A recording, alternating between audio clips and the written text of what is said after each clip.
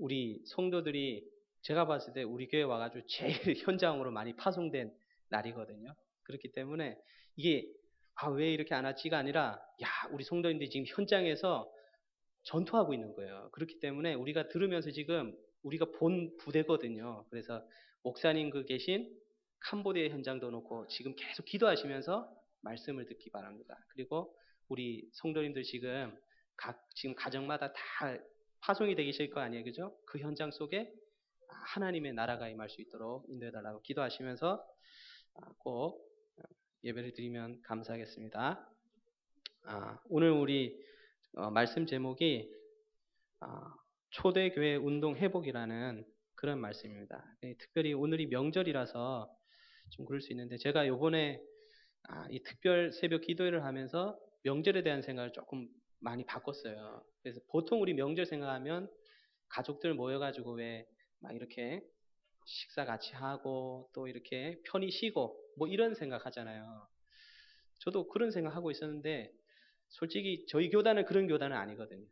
명절이고 솔직히 물론 쉴 때 쉬어야 되지만 그러면서 제가 이번 기회에 생각했던 게 명절에 쉬는 것도 쉬면 되잖아요. 쉬면서 근데 중요한 거는 뭐냐면 하나님 나라의 비밀을 누리면서 또 하나님이 원하시는 계획을 붙잡고 쉬면 되지 않냐.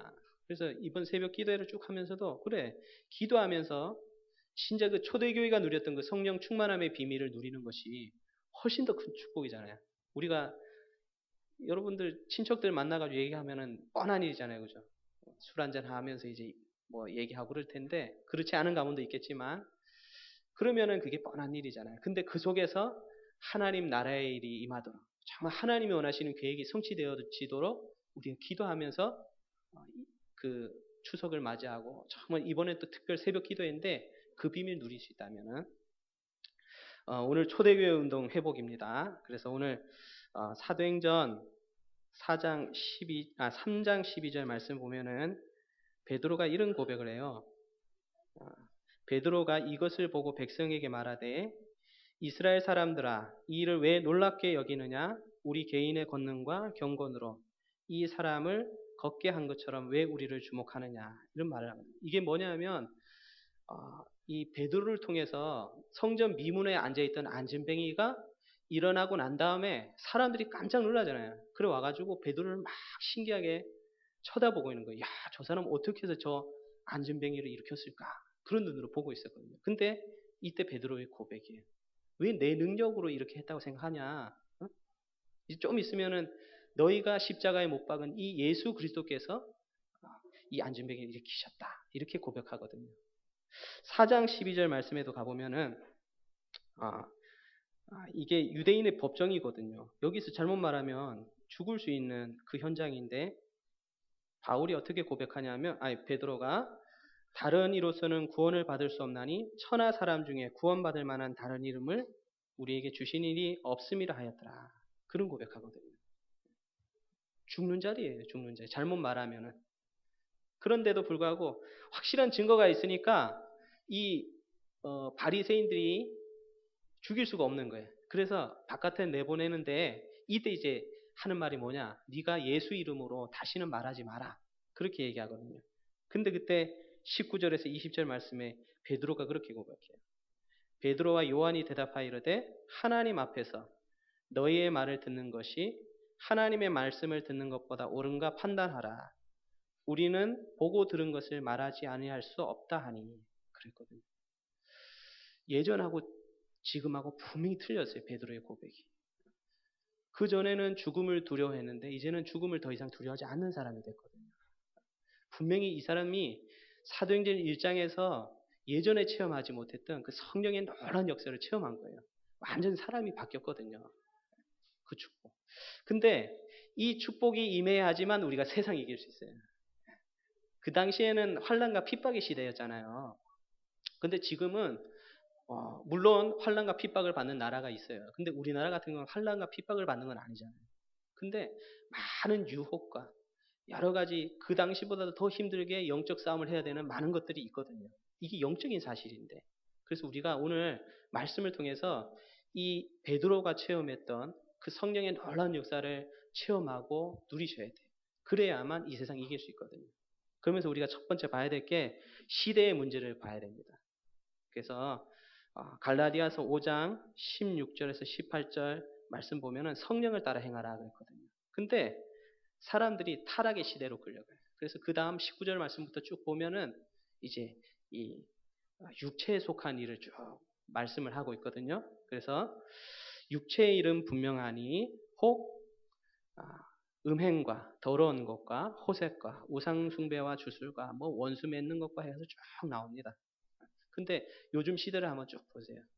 전부 다요 이런 일들을 통해 가지고 점점 더 시대가 타락되어져 가고 있잖아요. 뭐 음행이라고 하면 말할 것도 없어요. 지금 우리 아이들 같은 경우도 스마트폰 가지고 다니잖아요. 저번에 제가 국민일보 이렇게 신문 보니까 아이들이 문제가 뭐냐면 이 스마트폰 때문에 문제라는 거예요. 왜냐하면 컴퓨터는 이 거실에 딱 내놨잖아요. 못 보게 하면 못 볼 수 있다고. 이제는 내 손 안에 컴퓨터예요. 애들이 원하기만 하면 얼마든지 뭐 음란 사이트를 얼마든지 들어가고 나가고 할 수 있어요. 근데 지금 성적 문제 일으키는 사람들은 다 보면은 전부 다 그런 이상한 동영상 보면서 이 사람들이 문제를 일으키고 있거든요.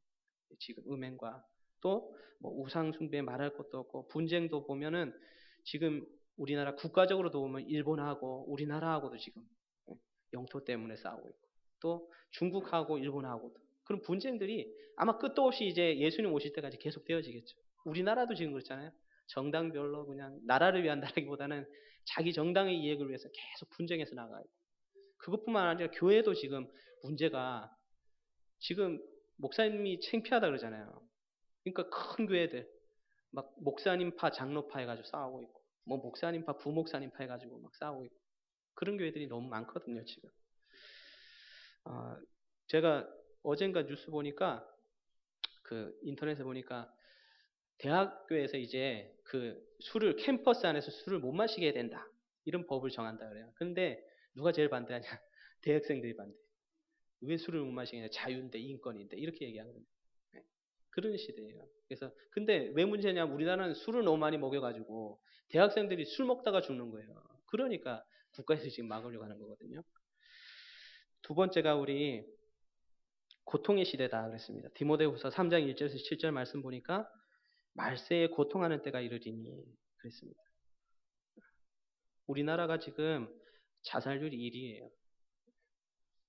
수많은 사람이 지금 자살하고 있거든요. 하루에도 몇 명씩 아마 자살할 거 제가 잘 안 봤는데 또 이혼도 지금 굉장히 많이 하고 있습니다. 그러니까 가정과 가문에 지금 불화가 끊이지 않고 있는 거예요. 왜 이 사람들이 자살하고 곧 이혼하냐? 그 사람들이 뭔가 괴롭고 고통스럽기 때문에 그렇거든요. 우리가 그 현장을 자세히 볼 수 있는 눈을 열어달라고 하나님 앞에 기도하셔야 돼요. 지금 이 시대가 고통의 때구나 라는 사실을 아셔야 됩니다. 그래서 가난한 사람은 특히 가난한 나라들은요 지금 재난과 재앙과 이 가난으로 인해서 육신적인 고통을 많이 당하고 있어요. 지금. 그래서 제가 이번 주에도 병원 가봤는데 우리 외삼촌이 아프셔가지고 병원에 제가 왔다 갔다 좀 했는데 왜 그렇게 사람이 많은지요. 또 옆에 또 짓고 있더라고요. 건물을, 병원을. 아마 계속 짓겠죠. 아픈 사람은 계속 늘어날 거예요. 막 아파가지고 밤새도록 잠도 못 자고 막 소리 질렀다는 사람이 있다 그러더라고요. 제가 갔더니 외삼촌이 아우 어젯밤에 한잠도 못 잤다는 거예요. 왜 그러냐 그랬더니 옆에 있는 사람이 막 소리 지르고 막 아프다 그래가지고 어젯밤에 한잠도 못 잤다는데 그렇게 고통당한 사람들이 지금 많이 있거든요. 우리 주위에도 있을 거예요 아마. 그리고 좀 잘 사는 나라는 지금 정신적인 고통이 대단합니다. 그래서 사람들이 왜 마약을 하느냐? 뭔가 쾌락을 주기 위해서 하고 또 뭔가 이 고통이 오는 것을 잊어버리려고 자꾸 하는 거거든요. 그 중독된다 그러죠. 제가 탁구를 좀 이렇게 치는 걸 좋아해가지고 탁구 이렇게 좀 치거든요. 시간 나면 이제 가서 좀 치는데 제가 탁구장 가도 그래요. 사람들이 중독이라 그러잖아요. 그죠? 우리 보통 생각하면 중독하면 뭐 알코올 중독, 뭐 마약 중독 이런 것만 생각하잖아요. 야, 스포츠 중독된 사람도 많습니다. 제가 가보면은 하루 종일 치고 있는 분들이 있어요. 아유, 아침부터 점심까지 먹고 치고 점심 먹고 와서 또 치고 저녁 먹고 와서 또 쳐요. 근데 그걸 하루만 하냐? 맨날 그러고 있는 분들이 있어요. 물론 이제 은퇴하신 분들이 좀 그런 분이 많은데 근데 일하는 사람들도 제가 가만 보니까 시간만 나면 오는 분들이 있더라고요. 재미있어요. 재미있는데 중독이 돼 있으니까 문제죠. 그러니까 그 사람들이 뭔가 자신이 겪고 있는 그런 고통과 아픔을 갖다가 뭔가 해결해 보려고 이제 찾는 돌출구가 그런 것들이 건전하게 보이는데 그것도 중독이거든요. 그리고 지금 영적 고통의 시대다 이렇게 말씀하셨거든요. 그래서 사람들이 지금 신비주의나 이런 부분 통해 가지고 자신들이 가지고 있는 영적 고통 해결하려고 너무 노력하고 있어요. 특별히 엘리트들이 영적 고통을 제일 많이 당하고 있습니다. 그래서 이상하죠? 엘리트 집안에 점점 더 잘 살아야 돼요. 왜냐하면 그 사람들 최고의 교육을 가르치거든요. 근데 무너지거든요. 왜냐하면 그 사람들이 이 세상 사람이 이해할 수 없는 영적 고통을 지금 당하고 있어요. 그래서 잘 사는 집 가보면 어떻게 보면 뭐 우울증 걸린 아이들이나 아니면 자폐증으로 고통당하는 아이들이 참 많이 있거든요. 그거는 세상의 법칙으로 이해할 수 없는 그런 부분들이거든요. 그런 영적 고통을 당하고 있습니다. 세 번째가 우리 영적 타락의 시대다 이렇게 말했습니다. 마태복음 24장 5절 말씀을 보면은 그래서 예수님이 말세가 되면 많은 사람이 내 이름으로 와서 내가 그리스도다 이렇게 얘기하는 때가 온다 그랬어요. 6절에 보니까 난리와 난리 소문이 나겠고 막 이상한 일들이 많이 일어난다는 거예요. 그래서 제가 우리 지금 이 시대를 봐도요. 기독교인들이 오직 예수라는 이 언약에 비밀이 없으면 전부 다 흔들릴 수밖에 없습니다. 지금 종교다원주의. 왜? 다 목사님들도 흔들리는데요. 그 목사님 밑에서 말씀을 듣는 사람들은 어떻게 했어요? 다 흔들리죠. 지금 종교라기보다는 지금 시대가요. 좀 종교 중에서도 신비주의 쪽으로 가고 있습니다. 그래서 특히 지금 뜨고 있는 게 뭐냐면 어떤 종교를 망라하고 신비주의로 해서 이 명상. 굉장히 좋은 것처럼 지금 알려져 있거든요. 근데 명상 쪽으로 와서 특히 뭐 지금 뉴에이지, 프리메이슨 이런 것들 불교에서도 지금 하고 있거든요. 힌두교는 말할 것도 없고요. 이런 종교들이 전부 다 이단도 그렇습니다. 통일교도 그래요. 전부 다 사람들이 어디 빠지게 만드냐? 명상 속으로. 근데 중요한 게 뭐냐면 명상은 자신을 잃어버리게 만들거든요. 우리는 묵상함을 통해서 하나님의 말씀을 붙잡고 하나님의 깊은 곳으로 들어가게 만드는데 이 사람들 어떻게 하냐? 어떠한 기구를 가지고 한 가지의 몰두함을 통해 가지고 단어 하나 가지고 자신을 어떻게 완전히 잃어버리게 만들어요. 그때 누가 역사하냐? 귀신이 딱 역사하거든요. 그래서 이 시대가 영적 타락의 시대구나. 이런 사실을 우리 성도님들이 현장 속에서 좀 뭐랄까 컴퓨터도 찾아보시고 또 실제 삶에서 책도 읽어보시고 이렇게 하면서 좀 영적인 부분을 우리 성도님들이 이 시대가 고통의 시대구나 이런 사실도 좀 알 수 있어야 돼. 그래야지 우리 정체성이 나오거든요. 그래서 우리가 초대교회 운동을 회복해야 된다 그랬습니다. 그래서 버릴 것이 있다 그랬는데 첫 번째 우리 버릴 것이 불신앙이다 그랬습니다. 아브라함을 보면 우리가 잘 알 수 있거든요. 아브라함을 하나님께서 그 땅에서 불러내가지고 갈대아 우르에서 불러가지고 하나님이 축복을 주셨거든요. 내가 너로 큰 민족을 이루고 내게 복을 주어 내 이름을 창대하게 하리니 너는 복이 될지라. 너를 복주는 사람이 내가 복주고 너를 저주하는 자에게 내가 저주하겠다. 이렇게 축복을 주셨거든요. 그런데도 불구하고 이 아브라함이 불신앙을 계속하는 거예요. 그러다가 결국 낳은 아들이 누구냐? 이스마엘이거든요. 그래서 이 불신앙의 결과 또 신앙의 결과를 우리가 잘 알 수 있어야 되거든요. 근데 창세기 22장 가보면은 이 아브라함이 믿음을 고백하잖아요. 그때 누가 나오냐? 이삭을 낳는데 이삭을 통해서 이삭을 바치잖아요. 그때 하나님이 어떻게 해요? 이삭에게 이제 양을 보내주셔서 이삭이 그 비밀 통해 가지고 구원이 어떤 것이구나 이렇게 알 수 있게 되거든요. 불신앙 통해 가지고 이스마엘을 낳았는데 이 이스마엘이 지금도 영향 끼칩니다. 그래서 하나님께 부름받은 사람들이요. 믿음을 선택하느냐 불신앙을 선택하느냐 너무 중요해요. 그래서 우리에게 하나님 축복을 주시겠다 그랬는데 믿음을 통해서. 그래서 한 사람의 인생을 통해서도 알 수 있잖아요. 아브라함이 언약을 받았지만 계속 불신앙 가운데 있었을 때에는 실패된 인생이었고 자기 삶 속에서 뭔가 될 것 같으면서도 안 되는 일들이 많았거든요. 그런데 이 아브라함이 결단을 내리고 믿음을 가지고 나아갈 때 하나님이 이제 그때부터 실제적인 축복을 하시고 자기도 알 수 있게 되거든요. 다른 사람도 다 알 수 있게끔 축복 주시거든요.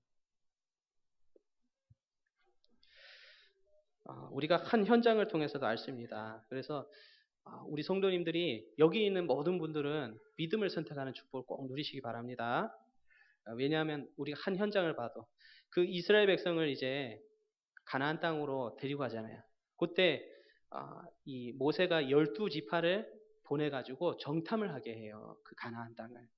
근데 똑같은 땅을 보고 왔는데 10지파는 뭐라고 하냐? 불신앙을 고백해요. 그것도 엄청난 불신앙을 해요. 자기들이 왜 가나안 땅에 와야 되는지 다 까먹었어요.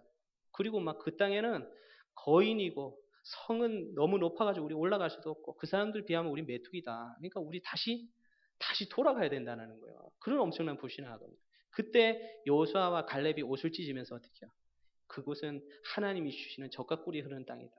이미 어떻게 해요? 다 간담이 녹아있다. 그 사람들은 우리가 들어가기만 하면 하나님께서 우리에게 축복을 주신다. 그렇게 고백하거든요. 결국은 누구대로 됐냐?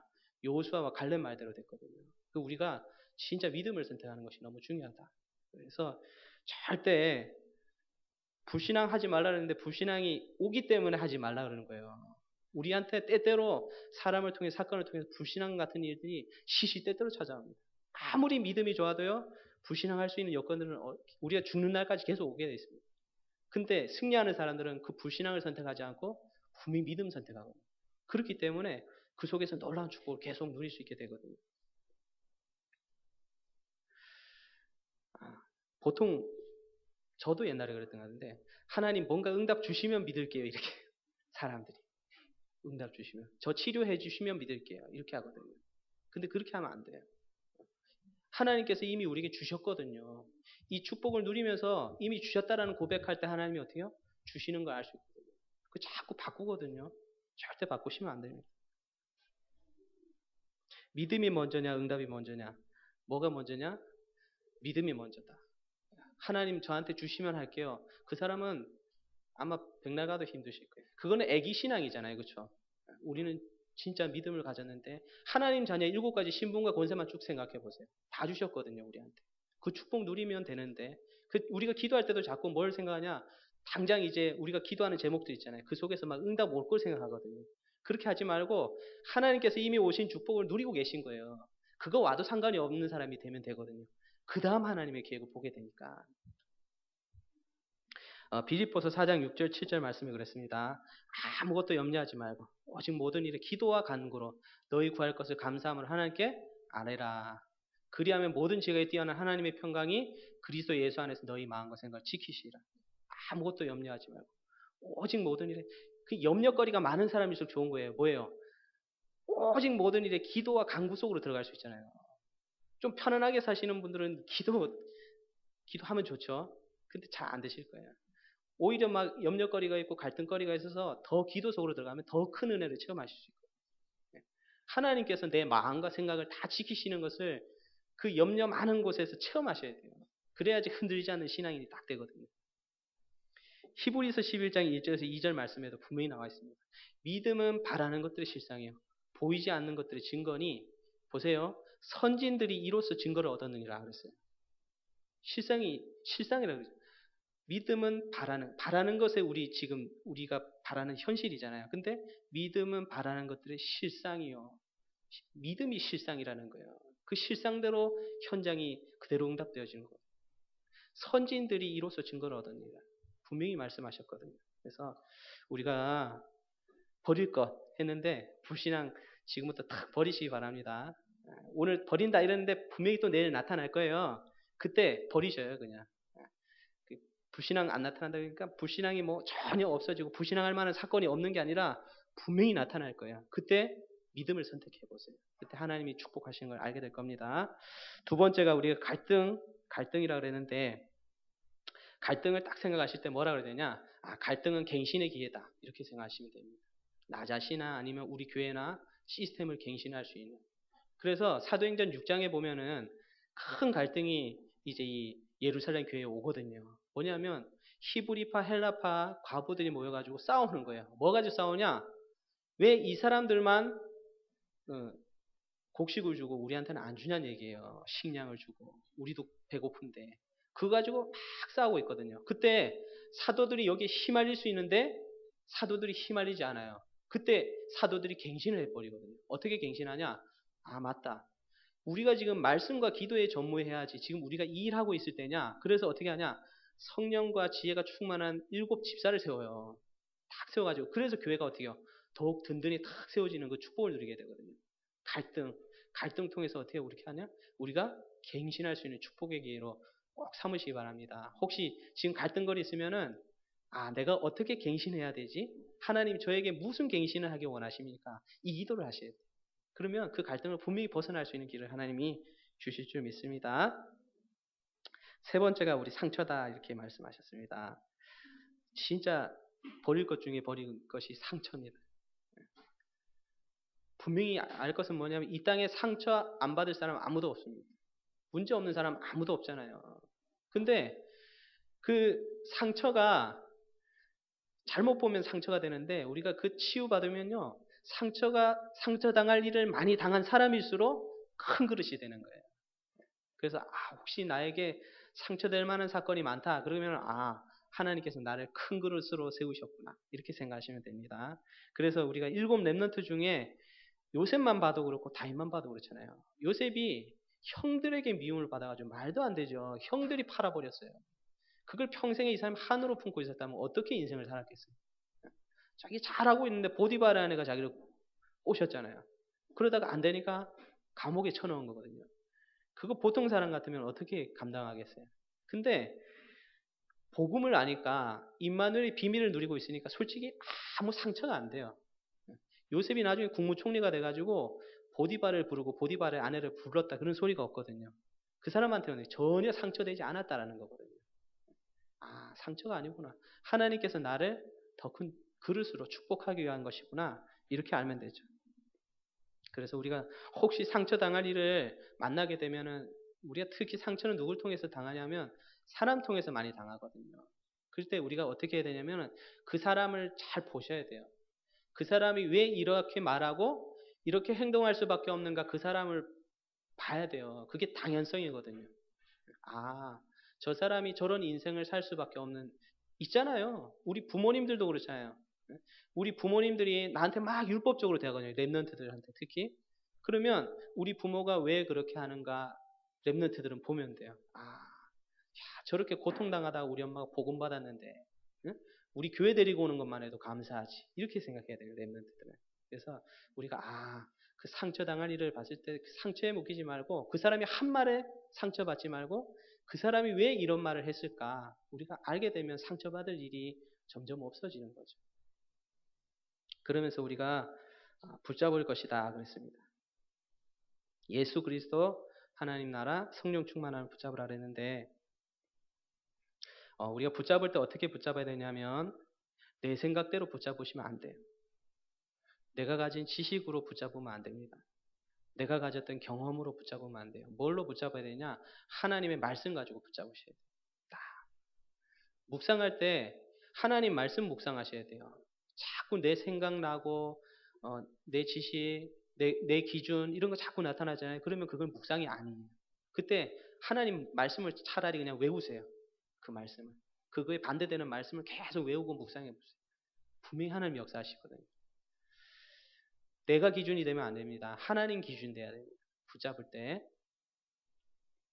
그리고 세 번째가 붙잡을 때 어떻게 되냐? 절대 눈에 나타나는 현실 보시면 안 돼요. 영적 사실을 보고 붙잡으셔야 돼요. 영적 사실을 보고. 이렇게 되어진 현실을 보면서 영적인 사실 보면은 눈이 열려지게 돼 있거든요. 그렇게 하면서 우리가 예수 그리스도를 누리는데 예수 그리스도 누리면서 우리가 정시 기도를 생각해 보겠습니다. 우리가 예수 그리스도께서 십자가에 피 흘려 돌아가심으로 우리의 모든 문제를 해결하셨는데 마태복음 16장 16절에 했잖아요. 주는 그리스도시요 살아계신 하나님의 아들이십니다. 참 왕으로 오셔서 사단의 일을 다 멸하시거든요. 이미 그 축복이 우리에게 와 있잖아요. 참 선지자가 되셔서 우리가 갈 길을 알지 못해서 방황하고 있는데 우리의 길을 예비해 주시거든요. 참 제사장이 되셔서 우리가 가지고 있는 모든 죄와 저주, 허물을 어떻게 다 용서해 주셨거든요. 우리가 이 그리스도의 언약을 붙잡고 그리스도를 묵상할 때 정시기도의 비밀 속 깊이 묵상할 때 우리가 뭘 할 수 있냐? 우리 체질이 변화되어지게 돼 있습니다. 우리 체질이 도저히 안 변하잖아요. 근데 우리의 체질이 변화되어지게 돼 있어요. 이 그리스도의 언약 붙잡고 정시기도의 깊은 비밀 속으로. 특히 우리 렘넌트들은 꼭 기도해야 돼요. 왜냐하면 그래도 우리 어른들은 기도하거든요. 근데 우리 렘넌트들 기도가 잘 안 돼. 왜? 문화 자체가 그래요. 전부 다 막 보는 문화고 막 만지는 문화고 이렇기 때문에 뭔가 깊이 명상하고 묵상할 수 있는 시간이 없어요. 그 우리 렘넌트들 세계를 정복하고 싶으면 우리 렘넌트들은 정시기도 꼭 해야 돼요. 10분이고 20분이고 우리 렘넌트들 꼭 도전하고 우리 렘넌트들이 그 속에서 내 체질이 변화되어지고 하나님이 주시는 힘을 하나님이 주시는 행복을 분명히 체험해야 돼요. 우리 렘넌트들 꼭 체험하기 바랍니다. 두 번째가 우리 하나님의 나라라 그랬습니다. 이 축복을 실제적으로 누리고 있으면 어떻게 되냐? 우리가 가는 현장마다 기도하게 돼 있습니다. 그 가는 현장마다 뭐가 이루어지냐? 하나님의 나라가 이루어지는. 하나님의 나라가 실제로 보이지는 않거든요. 근데 분명히 우리가 볼 수 있습니다. 영적인 사실을. 야, 이건 내 능력과 내 환경은 절대 그런 것이 아닌데 하나님께서 하심을 고백할 수밖에 없는 그런 일들이 우리에게 막 고백되어진다니까요. 정시기도 하고 갔는데 이상하다. 그 요새 재훈이가 제가 가면 그런 얘기 하더라고요. 자기가 전에는 기도라는 거 도저히 뭐 안 되고 그랬는데 기도하고 가니까 정시기도 하고 하니까 틀리다는 거예요. 자기 학교 가서 하는 일도 그렇고 자기가 고백하더라고요. 제가 그래 정시기도를 좀 아는 것 같다 이런 생각을 했는데 자기 나름대로 누리고 있더라고요. 우리가 정시기도 누리고 그 현장 가면 분명히 현장 속에서 무시로 역사하시는 그 비밀을 누리게 됩니다. 그래서 초대교회 성도들이 솔직히 이길 수 있었던 게 이 비밀이거든요. 그 어려움과 핍박과 환난을 어떻게 이길 수 있었겠어요? 근데 이 비밀. 그래서 우리가 교회에서도 이 비밀을 누리고 가정에서도 우리가 이 하나님 나라의 비밀을 누리고 우리 현장 속에서도 이 하나님 나라의 비밀을 계속 누리는 거거든요. 그때 나를 통해서 가정이 변화되어지고 교회가 변화되어지고 현장이 변화되어지는 것을 체험할 수 있게 됩니다. 세 번째가 우리 성령 충만함입니다. 성령 충만함은 우리가 오직 성령이 너희에게 마시면 너희가 권능받고 예루살렘과 온 유대와 사마리아와 땅끝까지 이르러 내 증인되리라 하시니라. 우리에게 오직 성령 충만. 요거 누릴 때 우리 24시 기도의 비밀을 누리는 겁니다. 완전히 우리 시대를 변화시키는 그 축복을 누릴 수 있어요. 여러분 나를 통해서 하나님이 시대를 변화시키실 수 있다. 그런 믿음 있으세요? 있죠? 나 자신 보면은 절대 그게 안 생겨요. 근데 하나님 보면 분명히 하나님을 믿는 사람, 아무리 연약한 사람도 이 고백할 수 있거든요. 내게 능력 주시는 자는 내가 모든 것을 변화시킬 수 있는데 세계도 변화시킬 수 있다는 그 믿음 와요, 분명히. 세상 사람들이 보면은 웃기는 말이죠. 말도 안 되는 소리 한다 그러죠. 근데 그게 맞거든요. 그 속에서 하나님이 유일성의 비밀 주시고, 그죠? 우리에게만 주시는 유일성의 비밀이 있거든요. 사도 바울이 가는 그 발걸음마다 시대를 변화시켰거든요. 이 사람이 원래는 아시아로 가려고 했어요. 근데 아시아로 가는 발걸음을 하나님 막으셨거든요. 그러면서 어디로 길을 여셨냐? 유럽으로 갔거든요. 한번 지금 역사 보세요. 유럽하고 아시아. 역사가 갈렸어요. 만약에 이게 아시아로 넘어왔으면 어떻게 될 뻔했냔 말이에요. 근데 이게 하나님이 유럽으로 돌리셨거든요. 우리가 그러면 결단해야 돼. 24시 축복 누린데 우리가 그러면 맨날 무릎 꿇고 기도해야 되냐? 그건 아니지만 나는 그래 결단하겠다. 24시간 복음과 기도와 전도만 생각하겠다. 모든 일을 하는 거예요. 근데 기도 속에서 모든 일을 하시는 거예요. 그러면서 내가 교회를 위해서 할 수 있는 일이 뭘까? 왜? 세계 복음을 해서 교회가 굉장히 중요하기 때문에 내가 교회를 위해서 무엇을 할 수 있을까? 생각하시는 거예요. 세 번째는 내가 맡은 일이 있거든요. 그 일을 두고 하나님 앞에서 계속 기도하시면서 하시는 거예요. 다른 거는 대충 해라 그렇게 하시더라고요. 다른 건 대충 하고 복음과 기도와 전도 또 내가 해야 될 교회 일 또 내가 맡은 일 이 일을 내가 하나님 앞에서 어떻게 축복을 받고 할 수 있을까 그것만 24시간 생각하면 되죠. 그래서 우리가 붙잡을 거라 그랬는데 예수 그리스도 하나님 나라 성령 충만함의 비밀 이 비밀 딱 붙잡고 승리하시기 바랍니다. 우리 결론입니다. 그래서 회복할 것이다 그랬는데 정체성을 회복하자 그랬습니다. 그래서 서론에 흔들리지 않는 사실적인 신앙을 회복해라 그랬거든요. 서론에 흔들리지 않는 사실적인 신앙 회복. 제가 아까 말씀드렸지만 시대의 문제가 오지만 마태복음 24장 14절 말씀에 분명히 하나님 말씀하셨습니다.